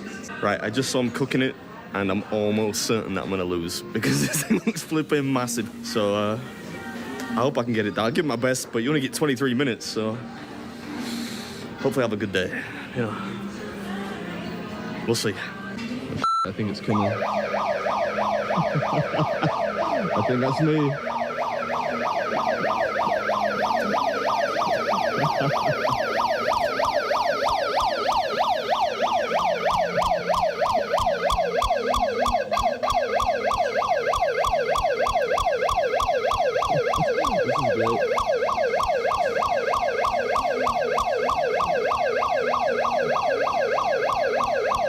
Look at that! That is so annoying noise. Oh my god. Thank turn you. That shit off. Okay. That's so cool. I don't even know how I'm gonna eat this. What you have right there is our famous Cuban sandwich. For the ingredients, let's go ahead and start with chorizo, which is ground pork, right? We also have bacon, we have beef, we have breaded beef, we have ham, eggs, lettuce, American cheese, beans, and all the veggies that you can imagine of, right? Nice, and you get 23 minutes. Yeah, that's right. The cash price is going to be $100. There's a cash prize? Yeah, it is, correct.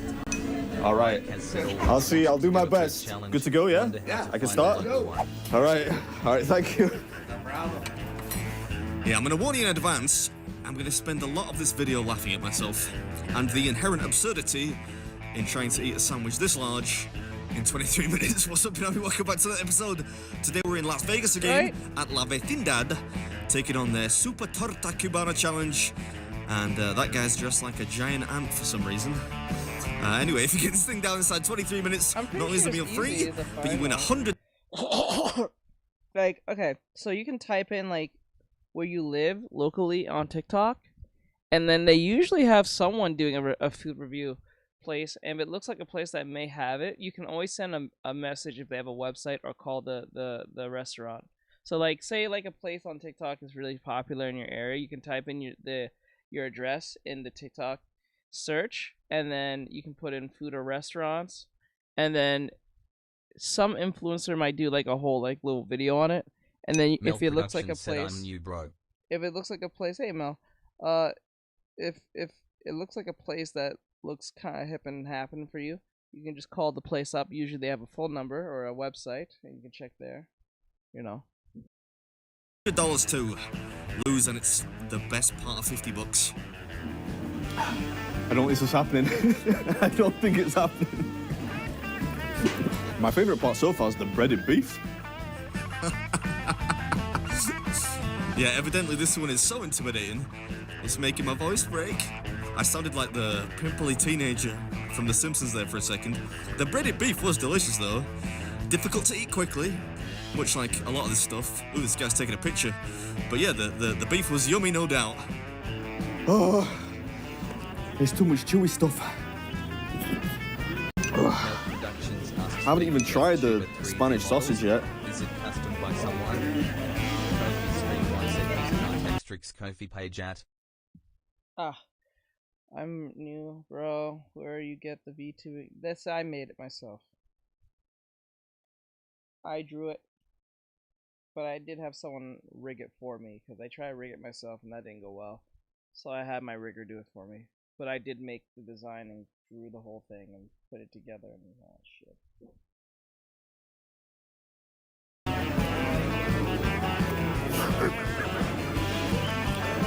Mm.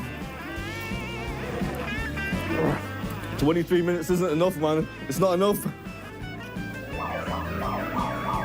How is it? It tastes good. It's What are you gonna do? Tastes good? It tastes good. I can see that you're almost done. What? There is no way I'm anywhere near done. That guy's crazy. I might have to get a doggy bag. The eternal indignity of the doggy bag. It looms. I'm not even gonna bother with the lettuce. We'll leave that to the end. It's never ending. Yeah, I think the cold, hard reality of an impending loss is starting to hit me now because there's less than 10 minutes left. That's a lot of food to eat in 10 minutes. A heck of a lot of food. Huh? Not enough time, not enough. It's delicious though. It's really nice. I need something that's not chewy. Give me some bread. I think there's bread under here.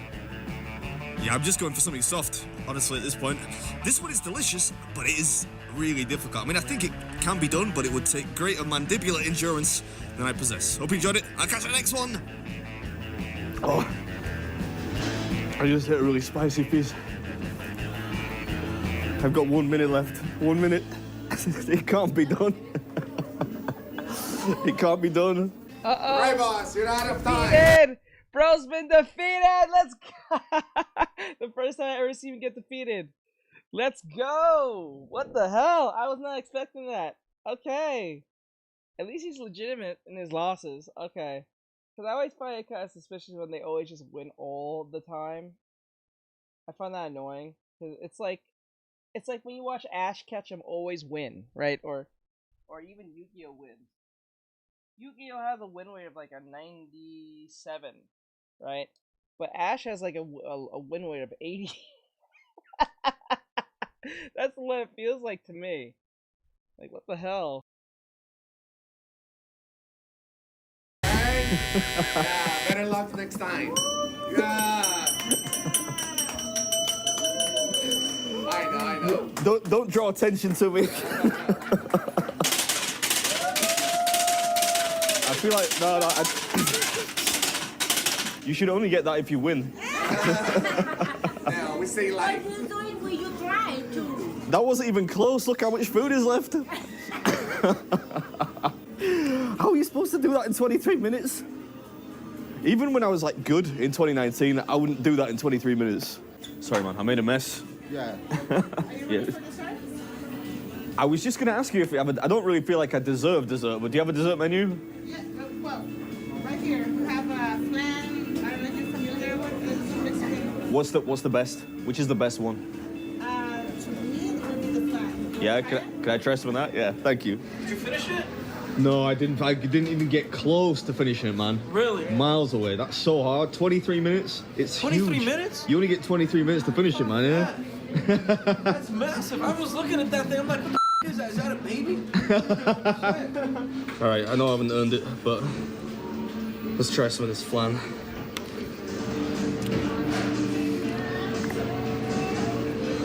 Oh, that is pretty good.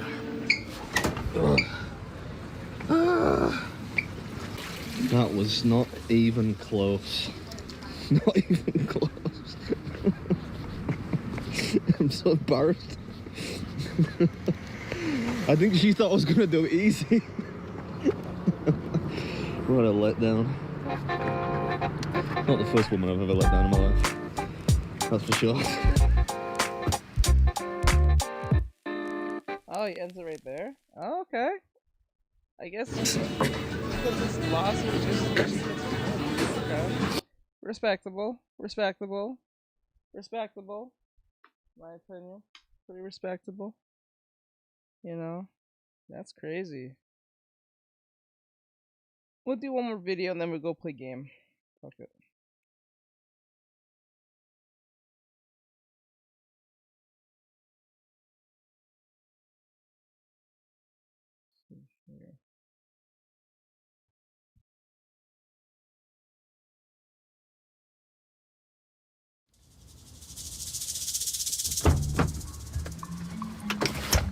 I've got a riddle for you. How's a man travel 3,000 miles to get from Leeds to London? Answer in the comments. And no cheating.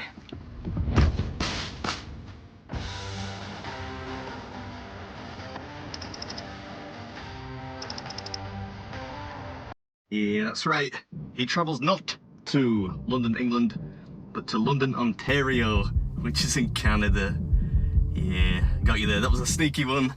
Today we are visiting a place called Frankenfurter's. Sadly, nothing to do with the character famously played by Tim Curry, I'm afraid. So, I did briefly think about slipping into some fishnets, you know, to really sell this one. But the greasy backwash is normally enough to put people off watching, without me being partially clothed as well. Who's gonna... Are you the guy who does eating challenges on YouTube? Yes, this is I. Yeah, it's fine. It's probably a little weird, right? Finding me in what is essentially the middle of nowhere. In London. Do you know where you are? Yeah, in London. I didn't drive to the wrong London. I know this is London, Canada. Yeah. Your build doesn't show on the video. You're much more jacked in person. Yeah? Yeah. Yeah, your arms are huge. Say that again. Say that again. Thank you. It's really nice to meet you both. Have a good day. I did not pay them to say that. I promise. It is absolutely baking hot today. I've already got the overheat warning on the camera, so hopefully this all goes well and I don't lose the footage. You know, Frank and Furters, not Frank and Furters. Important distinction. Good morning. Hi. Hello, sir. I came to do this thing, the hot dog thing. Yeah. Yeah? Okay. Is that okay? Yeah, sure. Thank you. Oh, look at that. That is much needed. A cold, refreshing glass of London tap water. That'll be better than English London tap water, surely. I am sweaty today.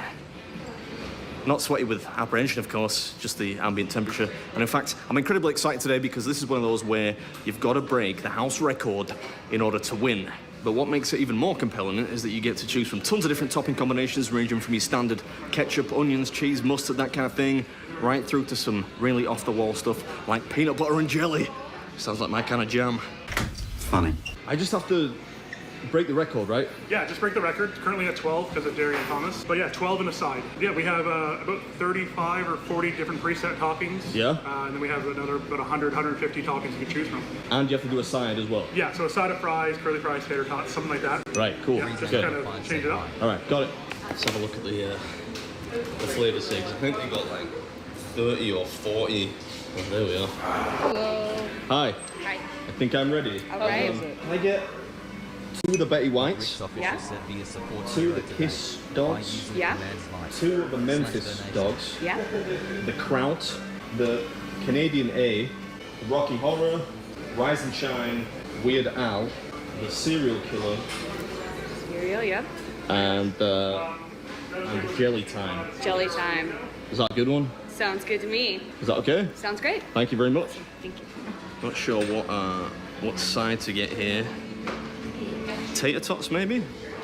Anything but regular fries, frankly. Frankly. You get it? Stop it! Oh, here they come. It's like a convoy. Make sure the table can hold the weight. Oh, don't say that. Look at that, perfect. Like a work of art. There's a lot of hot dogs though. All right, today I'm at a place called I'm sorry, man. I picked the wrong time to do that. You're good now. All right, today I'm at a place called Frank and Furter's, which is in London, Ontario. The record is 12 hot dogs, currently held by Darian Thomas. I've ordered 13. You do have to get a side as well. I went with tater tots. Is there a time limit, or is it just a single sitting, or? Yeah, 90 minutes. 90 minutes. Yeah, 90 minutes. How long have you been doing the hot dog record thing? About 2.5 years now, and then it's been running since. Sweet. Did I make some good choices? Yeah? You got a good assortment. You've got some odd ones, some special ones, and some simple ones. Do you want to start the timer? Whenever you're ready, I'm ready. All right, if you're ready, we're gonna start in 3, 2, 1, 90 minutes. Sweet. I'm gonna start with the Betty Whites. Do you know that Betty White attributed her longevity to hot dogs? Yes, that's why that's an honor. Because she liked her hot dogs plain. Yeah. I don't know why I'm telling you that. You own the place. I don't know, presuming to educate a man on hot dog trivia in his own hot dog restaurant. Unbelievable. What's up, everyone? Welcome back to the episode. We're back in Canada, albeit briefly. A lot of people watching the video will think that I'm just being kind of a wuss by getting the plain hot dogs. Really, I got it to sample the quality of the actual sausage. It was delicious. Good quality taste. They probably won't buy that one. I forgot what I ordered. This is the Memphis dog. That one is the Kiss. The Kiss. Kiss is simple. Sweet. And then That's the Memphis. Got it. This one looks good. Yeah, it looks good, because it is good, old boy. Relish, white onion, ketchup, and mustard. A modern classic, no less. Good? I really enjoyed those, yeah. Good. Not a big fan of the band Kiss, but the hot dog was good. Not a Gene Simmons fan, eh? Not really, no. How about Van Halen? Yeah, Van Halen's good, yeah. You know, yeah, good. Right, next it's the Memphis dog. This one's pretty stacked. I think these were shredded cheese, bacon, barbecue sauce, and green onion, if I'm not mistaken. I doubled up on the first 6 just to avoid excessive flavour stimulus. Oh, this is not the right ambient temperature in which to be eating this many hot dogs. Oh, thank you very much. Thank you. I'm sorry about that. It's like halfway to the record, though.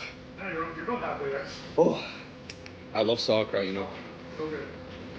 Yeah, I forgot to mention, by the way, that if you do beat the house record, your dogs are free, and you get your name on that big dangly wall adornment. Sauerkraut has fantastic probiotic qualities as well, so it's kind of a tactical thing. Oh. This is the Rocky Horror. How'd to get this one? Oh, nice. Splitting it off with ketchup and mustard.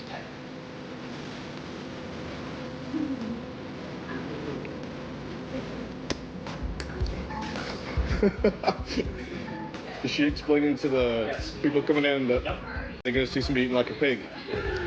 Makes sense. Something to do. Can't remember what this one was, but it looks yummy.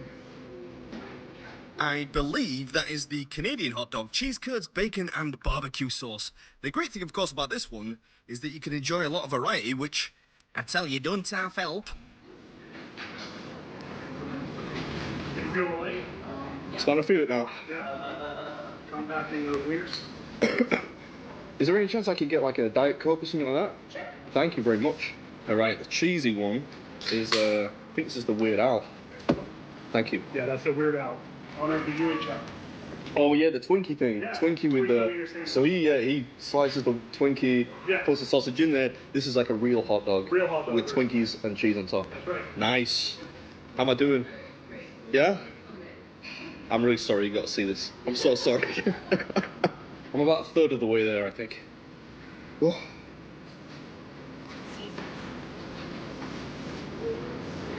Oh, this one's interesting. This one is messy. I'm really sorry. You know, I think this one was unsurprisingly my favorite. I mean, so far they've all been pretty incredible. The Memphis was leading the pack until now. And I'm in no way a Weird Al aficionado, but diced Twinkies and nacho cheese on a hot dog, yes please. I should really have got a few more of those now, come to think of it.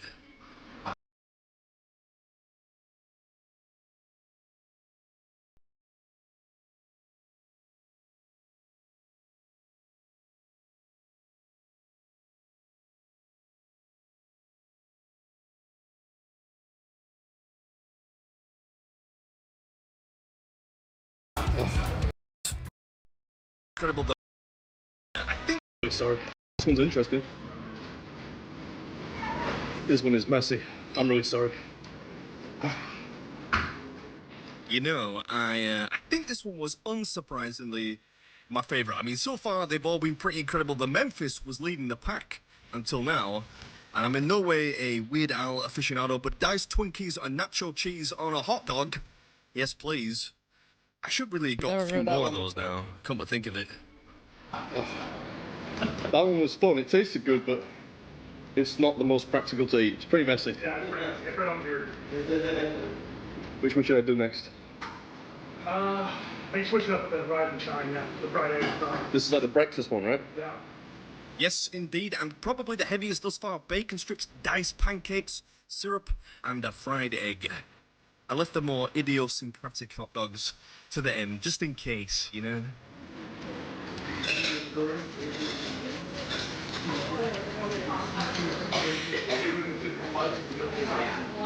Are you comparing my hot dog eating to the people doing the triathlon on TV? That's a stretch. I'll go with the cereal killer. Captain Crunch and maple syrup. Yeah. This music is making me think I'm watching Chowder. That's what makes this funny. Wacky. Yeah, you can say that again. I'm glad I ordered this one, but I think given the opportunity again, I might have ordered something a little less crunchy.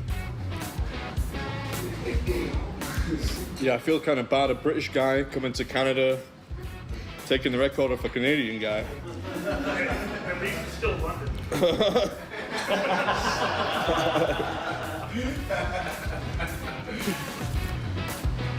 Should probably get these tater tots out of the way.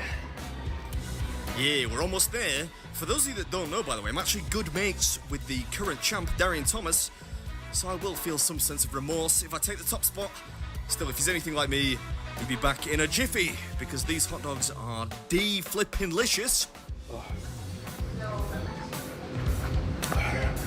There's a lot of food. Oh.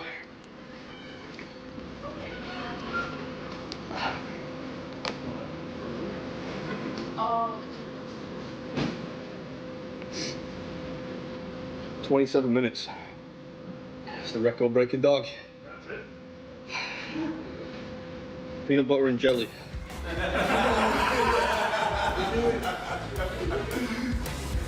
It's interesting.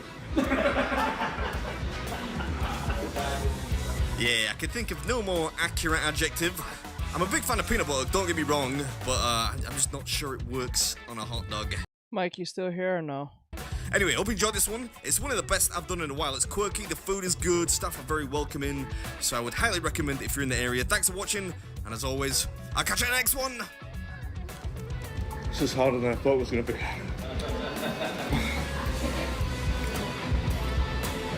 More?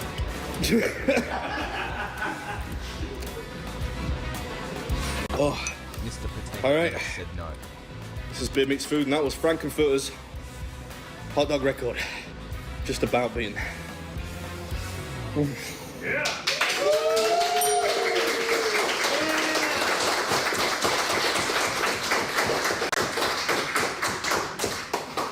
Ooh. All right, get another 13 more.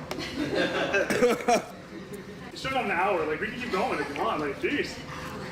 Although. I think I'll pass on the hot dogs, but do you have a dessert menu? Yeah, for sure. He told you. He told you. Which is the most popular? Oreos are the most popular deep fried. Oreos? Yeah, I'll, in that case, I'll go with the Oreos, please. Deep fried Oreos? Okay. Yeah, just, you know, a regular portion. Oh, thank you. I'm really sorry I had to watch it. That was pretty clean for me, though. I didn't really make too much of a mess. Did not realize there was a shirt. There is a shirt. That's a really cool one. Thank you very much. No problem. Because you are the Glizzy Gobbler. I think I'll leave that out of my Twitter bio if that's okay with you. Depends on what you're trying to score. Thanks, man. Thanks, I And appreciate a it. hat, just in case you want to. Oh, a hat too? Yeah. Oh my goodness. Thank you very much. The deep fried Oreo. The owner sounds like Diesel Patches. Deep fried Oreos. Oh, thank you very much. Yeah, no problem. I'm not sure that was necessary, you know. I kind of gotta do it now. People expect it. Oh, I get to write my name on it. Yeah, sign your name. We'll put 13 right there. Okay. Have to write 13 on there. 13 on right.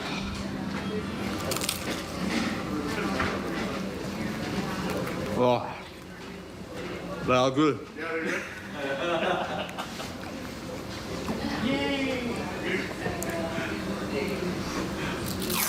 Right, hopefully I'll see you again one day. Yeah, we'll be around. Nice to meet you all. Thanks for watching everything.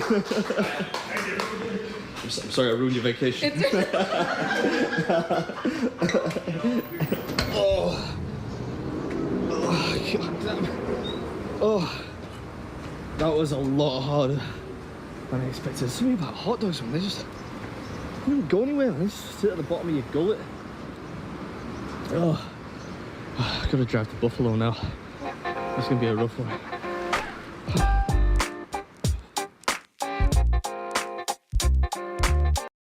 Nice. All right.